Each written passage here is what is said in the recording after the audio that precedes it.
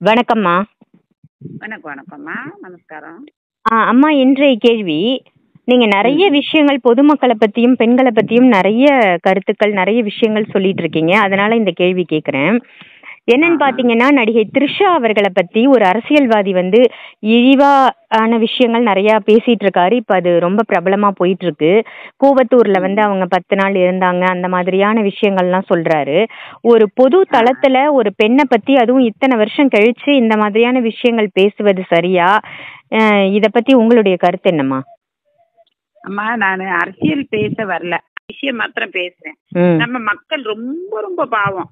வெறும் நடிப்புகளை பார்த்தே பின்னாடி போறதும், அரசியல்ல தேர்வு செய்யறதும், ஒரு கலெக்டரை தேர்வு செய்யாம, படித்தவர்களை தேர்வு செய்யாம தேர்வு செய்யறதும். இப்ப பாருங்கம்மா, ஒரு ஒரு ஒவ்வொருத்தவங்க கிட்டயும் நமக்கு நல்லாவே தெரியும். முன்னாடிலாம் ஒண்ணும் தெரியாது, யாருக்கிட்ட ஒரு 100 கோடி இருக்கா, 50 கோடி இருக்கா, இவ்வளவு காசு இருக்கானுங்கிறது யாருக்குமே தெரியாது. இப்ப நல்லா தெளிவா தெரியுது.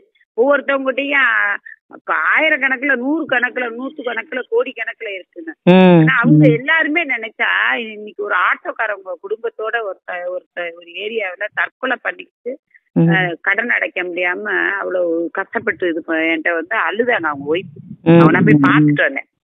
அவங்களுக்கு ஒரு மீட்டர் ஆர்டர் எத்தனையோ கோடி இதாகி ஒரு மீட்டர் குடுக்கறேன்னு சொல்லிட்டு அந்த மீட்டர் கூட, அந்த ஆட்டோக்குரிய மீட்டர் கூட கிடைக்கல. அது மாத்திரம் இல்ல, இந்த அரசாங்கம் நினைச்சா ஒவ்வொரு ஆட்டோவே ஃப்ரீயா வாங்கி கொடுக்கலாம். ஆட்டோ ஓட்டுறவங்க ஏன்னா கோடீஸ்வரங்க ஓட்டுவாங்களா? அந்த நாடு பெட்ரோல் போட்டு அத அந்த இதுல இருந்து சவாரி போயிட்டு 4 பேர்ல திட்டு வாங்கி அது வாங்கி, அதுவும் டிராபிக் இல்ல, போலீஸ்ல அவங்ககிட்ட இவங்ககிட்ட எல்லாத்தையும், அது இல்லாம எப்சி போகணும் எல்லாம் பண்ணி அவ்வளவு கஷ்டப்பட்டு வீட்டுக்கு வாடகை, அவங்க எல்லாம் 3/4 பேர் வாடகை வீட்டுலதான் இருக்காங்க, ஆட்டோ ஓட்டுறவங்க எல்லாரும். அது இப்ப ஆட்டோ நிறைய ஆகிருச்சு. ஆட்டோ ஒவ்வொருத்தவங்களுக்கும் ஒவ்வொரு ஆட்டோவே ஃப்ரீயா வாங்கலாம். ஆனா ஃப்ரீயா குடுக்கலனாலும் பரவாயில்ல, அவங்களுக்கு அந்த மீட்டர் தரேன்னு சொல்லிட்டு அதை இன்னுமே குடுக்கல கவர்மெண்ட். அதே மாதிரி கண் தொடைப்பு தான் நிறைய நடந்துட்டு இருக்கு. இவ்வளவு ரேஷன் கார்டுக்கு இவ்வளவு பணம் கிடைக்குதுன்னா, அந்த நபர் இப்ப ரேஷன் கார்டு தலைவர் எங்கேயாவது தூரத்துல இருப்பாங்க, அவங்க பிள்ளைங்க தான் யாரோ இருக்க வேண்டியது வரும், இல்ல கொஞ்சம் மாறி இருக்க வேண்டியது. அவங்க கையெழுத்து போட்டாதான் இந்த காசு கிடைக்கும்னு சொல்லிட்டு அந்த காசும் கிடைக்கிறது இல்ல, அந்த அரிசி பருப்பும் கிடைக்கிறது இல்ல. ஸ்மார்ட் கார்டு வந்துச்சு, முன்னாடி எல்லாம் புக்கு போட்டிருப்பாங்க, அதுக்கு ஒரு மரியாதை இருக்கும். அந்த ரேஷன் கார்டுடைய புக்குக்கு ஒரு மரியாதை இருக்கும், சீல் குத்தி தருவாங்க, அதுல என்ட்ரி போடுவாங்க. இப்ப எல்லாமே கம்ப்யூட்டர் நம்ம ஆள் இல்லைனாலுமே அதை ஆப்ரேட் பண்ண முடியும், எல்லாருக்குமே தெரிஞ்ச விஷயம். சரியா? நான் அதை கொச்சப்படுத்தல, நல்ல விஷயம் தான். ஆனா அத அந்த கார்டுல உள்ளவங்க வாங்கிக்கலாம் அப்படிங்கறது கூட இல்லாம ஒரு சிலர் தூக்கி விட்டுறாங்க, அவங்கள வர சொல்லுங்க. அதே மாதிரி அந்த கார்டுல உள்ளவங்க அப்பா அம்மா ரொம்ப வயதாகி இருப்பாங்க, அவங்கள கொண்டு வாங்கன்றாங்க. அவங்கள லைன்ல நிக்க வச்சுட்டு அவங்க அந்த கையை ஆட்டிக்கிட்டு கைரேகையை வச்சுட்டு அந்த பொருள் வாங்கி, அப்ப அந்த பொருளை வாங்கிதான் என்ன பயன்? முன்னாடி கோதுமை கொடுப்பாங்க, அது இப்ப கோதுமையும் கிடையாது, பச்சரிசியும் கிடையாது, நல்ல அரிசியும் கிடையாது. இப்ப ரேஷன்கள் உள்ள பொருளையே வாங்கி நாய்களுக்கும் பேய்களுக்கும் போடக்கூடியது. மனுஷன் தானே சாப்பிடணும், சாப்பிடக்கூடிய பொருள் அங்க கிடைக்க மாட்டேங்குது. அதே மாதிரி மல்லிகை ஜாமாவுல கடையில குடுக்கறது அத்தனையுமே புழு வச்சு போயிருக்கு, அந்த இது பண்ணிருக்கு. அதை நம்ம வாங்க வேண்டியதா இருக்கு. அந்த பாக்கெட்டை ஓபன் பண்ணி பார்த்தா புழு வச்சிருக்கு, ஒரு நல்லா இல்ல, ஸ்டாக் இதா இருக்கு. இது ஒரு பக்கம். இப்படி மக்கள் பலவிதமா பாதிக்கிறாங்க. அப்ப நீங்க கேட்ட கேள்விக்கு இதுக்கு என்ன பதில்னா, இருக்கு, இல்லாம இல்ல. பெண்கள்னாலதான், அதாவது தாய் நாடும் தாய் தான், பூமாதேவி சொல்றதும் தாய் தான். பெண் இல்லைன்னா ஒண்ணுமே இல்ல. ஒரு குடும்பத்தை ஒவ்வொரு ஆண்களை ஆட்சி புரியறதும், ஒவ்வொரு ஆண்களுக்கு ஒரு அடிமை பெண்களாக இருக்கிறதும் பெண்கள் தான். ஆனா அந்த பெண்களுக்கு என்னதான் சுதந்திரம் கொடுத்தாலும் பெண்களை எல்லா துறையிலையுமே தப்பான விஷயங்களாவும் ஒரு சில இடங்கள்ல பயன்படுத்துறாங்க. அதோடைய அறியாமைய வச்சு, அறியாமையும் இல்லாமையும் வச்சு, ஒரு பொருளாதார அடிப்படையா வச்சு பயன்படுத்துறாங்க. இப்ப நீங்க சொன்ன திரிசாவே அவங்க என்கிட்ட எல்லாம் இருக்கு அப்படின்னு சொல்லிட்டு ஒரு அவங்களுடைய சுய சந்தோஷத்துக்கு அவங்க போய் அங்க இருந்தாங்களோ வச்சாங்களோ கிடையாது. கண்டிப்பா அதுக்கு பின்பறது யாராவது இருப்பாங்க, தள்ளப்படுறவங்க, இல்லைன்னா அவங்க கட்டாயப்படுத்தப்படுறது, இல்ல அவங்க ஒரு சூழ்நிலை கைதியாக மாட்டப்பட்டு ஏதாவது ஒரு சூழ்நிலைக்கு அகப்படுறது. இருக்கிறதுலயே தெய்வத்துக்கிட்ட எல்லாரும் தப்பிச்சிடலாம், ஆனா அரசியல்வாதி கிட்ட தப்பிக்கிறது ரொம்ப கஷ்டம். ஒரு சில நல்ல அரசியல்வாதிகள் இருந்தாலும் ஒரு சில கெட்ட அரசியல்வாதி சந்தனத்தை சாக்கடை கெடுக்கிற மாதிரி ஆயிட்டு இருக்கு. ஆக நம்ம நாடு எங்க போயிட்டு இருக்குன்னு தெரிய மாட்டேனுங்குது. அது மாத்திரம் இல்ல, இப்ப பாருங்க, இது முந்தா நாள் எங்க அக்கா வாய் பேசாதத கொண்டு போய் கோயம்பேடுல இறங்கி வந்தா வந்திருக்கும். அது கொண்டு ஏதோ ஒரு பஸ் ஸ்டாண்ட்ல இறங்கி அந்த இதுல இருந்து பஸ் தெரியாம அலைஞ்சி ரொம்ப கஷ்டப்பட்டு அது வாய் பேச முடியாது. இங்க இருந்து ஒரு ஊர் பயணம் போது 40 கிலோமீட்டர் சென்னையில இருந்து. என்ன இது மக்கள் ஏதாவது நான் என்ன கேக்குறேன், என் மேல கோவப்பட்டாலும் பரவாயில்ல, அரசியல்வாதிகளை ஒரு நாள் பஸ்ல ஏத்தி இறக்க சொல்லுங்க.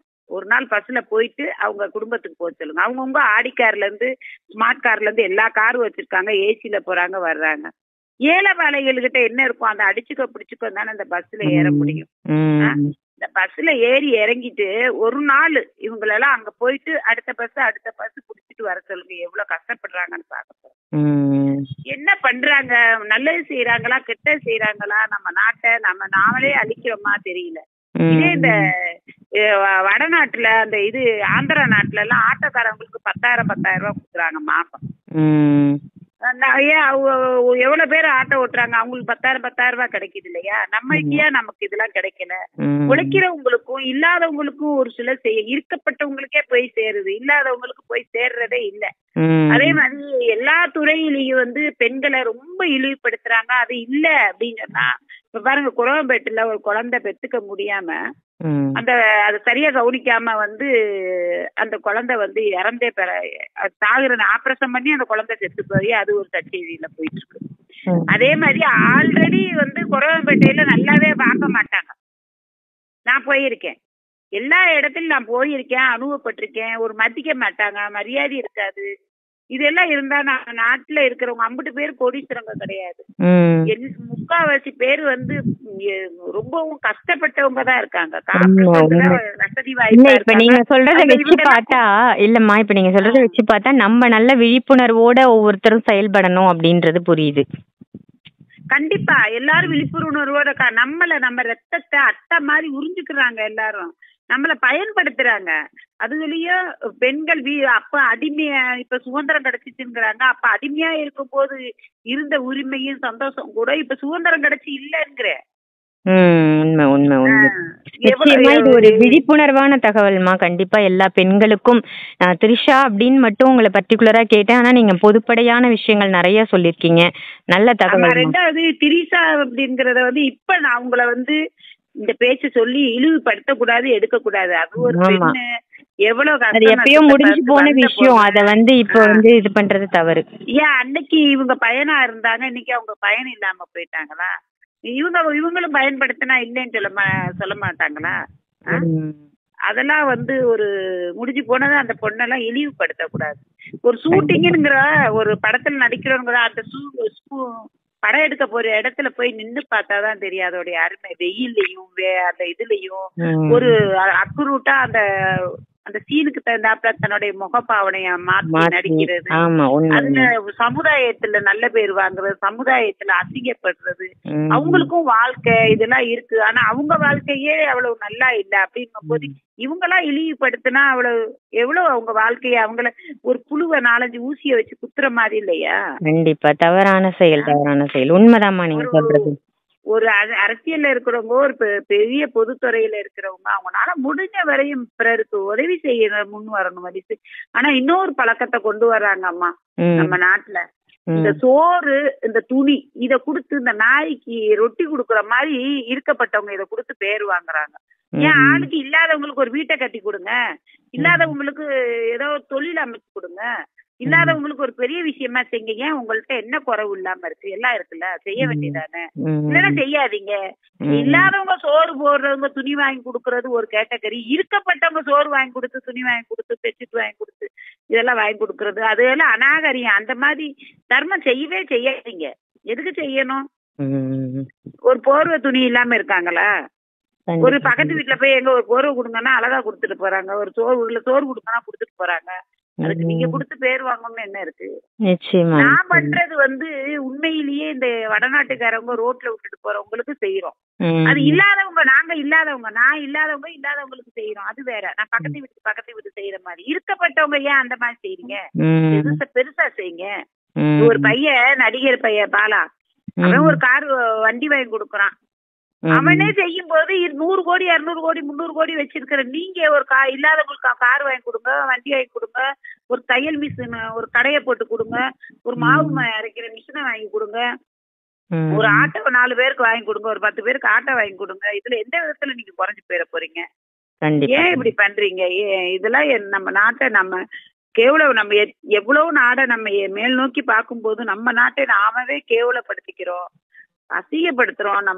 நம்ம குடும்பமா இருக்கிற ஏழையா இருக்கக்கூடிய அந்த மக்களை இழிவுபடுத்துறோம். அதெல்லாம் ரொம்ப வேதனைக்குரிய விஷயமா. இதெல்லாம் கேட்கவும் ஒரு ஆதங்கத்துல இவ்வளவு சொல்றீங்க. புரியுது எனக்கு உங்க ஆதங்கம் புரியுதுமா. நல்ல அருமையான தகவல் கொடுத்திருக்கீங்க. நன்றிகள்மா. நன்றி. வாழ்க வளமுடன்.